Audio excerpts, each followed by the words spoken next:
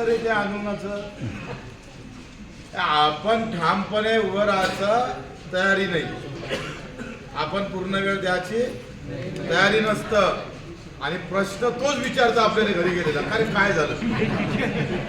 म्हणजे त्या नागपूरच्या आंदोलनात असंच झालंय. आपली तयारी होती फाईट करायची, पण फाईट करायला माणसंच शिल्लक नाही राहिले. कैसा है, जितना बड़ा आवाज होगा उतनी बड़ी मांग पूरी होगी. आवाज जितना छोटा होता तेवढीच मांग कमी होते. आता या कमी याच्यामध्ये कालावधीमध्ये तुम्ही जे आलात, खरं तर तुम्हाला शाबासकी द्यावं. ज्यांचं घेतलं ते थोडेसे चुकले असं समजा. कारण कांदा जरी मी मारला पण माझ्या सोबतीने तुम्ही होते. आम्ही बसायला तयार आहे ना, काय अडचण नाही तुमच्यासाठी आम्ही.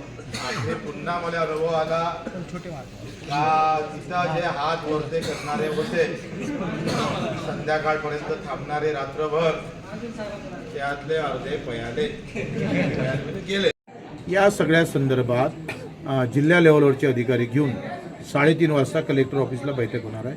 अखेरी काही ही सुरुवात आहे आणि मला असं वाटतं का पणन मंत्र्यांनी आणि मुख्यमंत्र्यांनी लक्ष घालावं. आज आम्ही कांदा मारला आहे ऑफिसला, त्याचा निषेध नोंदवला आहे.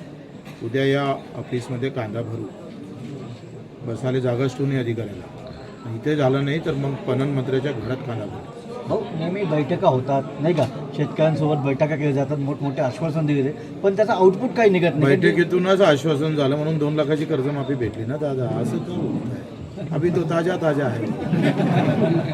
पत्र पाठवलं का आम्ही लगेच मुख्यमंत्र्यांसोबत बैठक लावू आणि मला वाटतं त्यांनी ते लेखी आश्वासन दिलेलं आहे, त्यांनी ते पूर्ण करावं. दुसरी गोष्ट, जे गुन्हे दाखल व्हायला पाहिजे होते त्या संदर्भात सुद्धा MDशी आमचं बोलणं झालं. उद्यापर्यंत तशा प्रकारचे DMOला आदेश देऊन ते गुन्हे दाखल करण्याचं सुद्धा सूचना दिल्या जाईल. दुसरी गोष्ट काय, जे स्थानिक प्रश्न आहे, जे काय मका खरेदीच्या बाबतीत किंवा ना